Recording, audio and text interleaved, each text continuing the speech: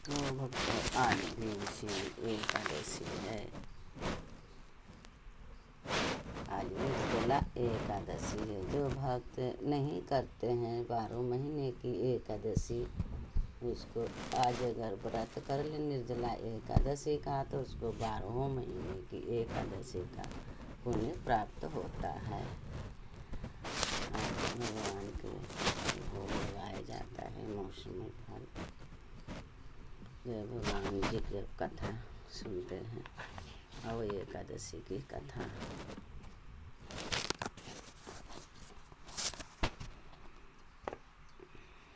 एकादशी की कथा।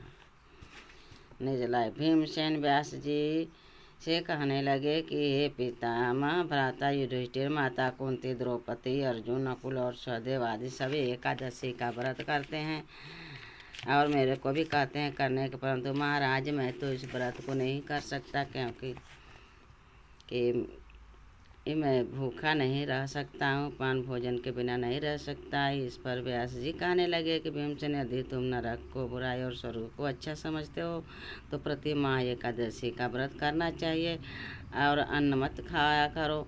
तो अर्जुन जी कहने लगे, भीम जी कहने लगे, पितामह मैं तो पहले ही कह चुका हूँ कि भूख सहन नहीं हो सकता। यदि मैं वर्ष भर में कोई एक व्रत करूँ तो मैं कर सकता हूँ, क्योंकि मेरे पेट में वृष नाम वाली एक अग्नि है, सो मैं भोजन के बिना नहीं रह सकता। भोजन करने से वह शांत रहती है, इसलिए पूरा उपवास तो क्या, मैं एक समय भी भोजन किए बिना नहीं रह सकता। मेरे को तो एक समय भी कठिन है।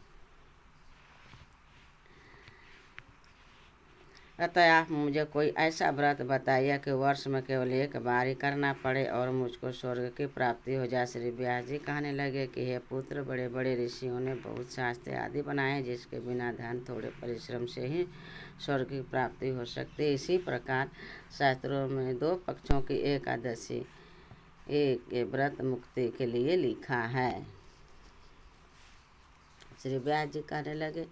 सुनकर भीमसेन नरक में जाने से भयभीत हो गया और काँप कर कहने लगा कि अब मैं क्या करूं। मास में 2 व्रत तो मैं नहीं कर सकता, वर्ष में एक व्रत मैं क्या प्रयत्न में अवश्य कर सकता हूँ। अतः वर्ष में एक दिन व्रत करने से यदि मेरी मुक्ति हो जाए तो मैं इस व्रत को अवश्य करूँगा। यह सुनकर के व्यास जी कहने लगे कि वृष और मिथुन की संक्रांति के बीच ज्येष्ठ शुक्ल पक्ष की जो एकादशी आती है उसे भीमसेनी एकादशी कहते हैं।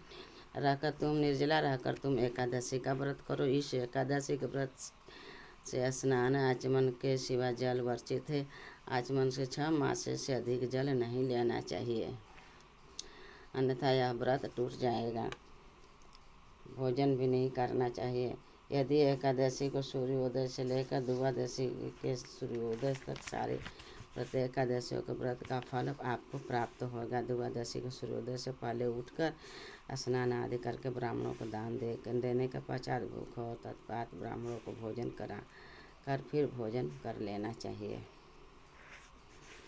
इसका फल 1 वर्ष के संपूर्ण एकादशियों के फल के बराबर होता है। व्यास जी कहने लगे, भीमसेन, यह पर भगवान ने बतलाया है।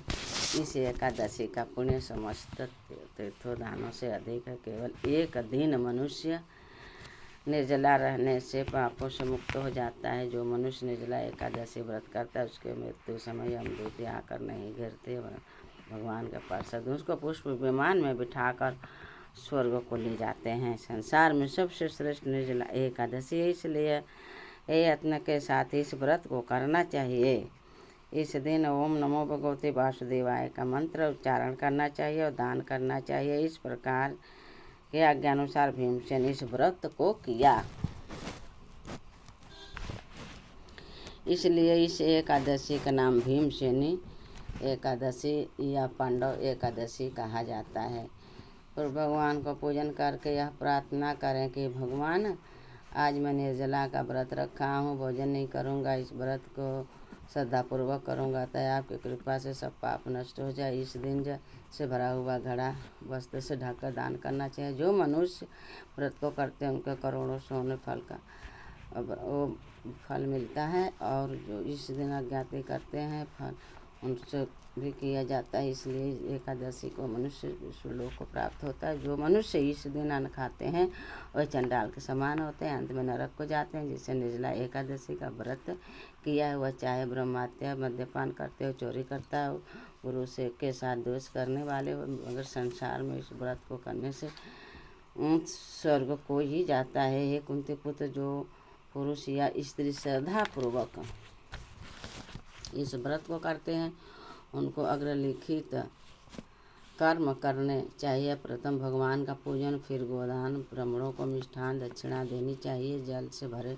कलश का दान करना चाहिए, निर्जला के दिन अन्न, वस्त्र, उपहार, जूती का दान भी करना चाहिए। जो मनुष्य भक्ति पूर्वक इस कथा को पढ़ते या सुनते हैं उनको निश्चय ही स्वर्ग की प्राप्ति होती है। जय विष्णु भगवान की जय।